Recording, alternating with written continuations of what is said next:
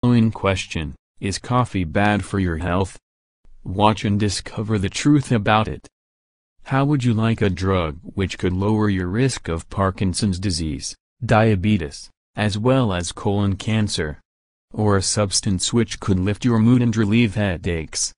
And also, a drug that could lower your risk of getting cavities? Coffee appears to be that substance. Studies indicate coffee reduces the risk for diabetes and Parkinson's, among other diseases. Some studies have shown that coffee may reduce the risk of type 2 diabetes. After analyzing data on 120,000 people over an 18-year period, researchers at Harvard have concluded that drinking 1 to 3 cups of caffeinated coffee each day can reduce diabetes risk by several percentage points, compared with not drinking coffee at all. Even more significant is the fact that in this study, having 6 cups or more per day slashed men's risk by 54% and women's risk by 30% over those who avoided coffee. This study is the latest of hundreds of studies which suggest that coffee may be something of a health food, especially in higher amounts. By and large, the studies show that coffee is far more beneficial than it is harmful, says Thomas DePaulis, Ph.D., researcher at Vanderbilt University's Institute for Coffee Studies, which conducts its own research and tracks coffee studies around the globe. For most individuals, studies show that very little bad comes from drinking coffee, but a lot of good.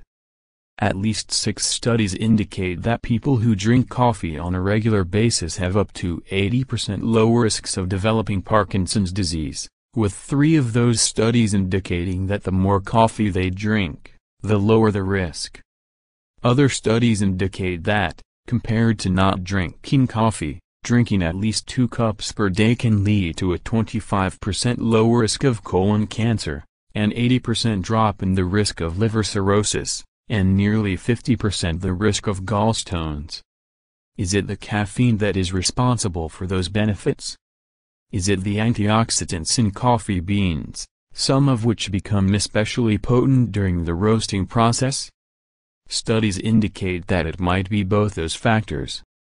The evidence is very strong that regular coffee consumption reduces the risk for Parkinson's disease and that the benefits are directly related to caffeine, according to Dr. DePaulis. Researchers believe that some of coffee's reported beneficial effects are a direct result of its higher caffeine content. An 8-ounce cup of coffee contains about 85 milligrams of caffeine. But other benefits can be derived from coffee which have nothing to do with caffeine. Coffee is loaded with antioxidants, including a group of compounds called quinines which when administered to rats in a laboratory, increases their insulin sensitivity. The increased sensitivity improves the body's response to insulin. Researchers don't know exactly why coffee is beneficial for diabetes. Coffee also contains large quantities of the antioxidants tocopherols and chlorogenic acid, as well as minerals such as magnesium. All of those components have been shown to improve insulin sensitivity and glucose metabolism. This may explain why in the Harvard study, those drinking decaffeinated coffee also showed a reduced diabetes risk, although the reduction in risk was 50% that of those drinking caffeinated coffee.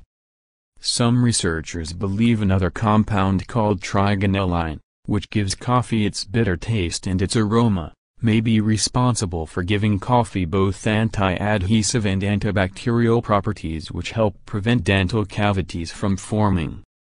Finally, one word about coffee consumption and moderation. In excessive amounts, meaning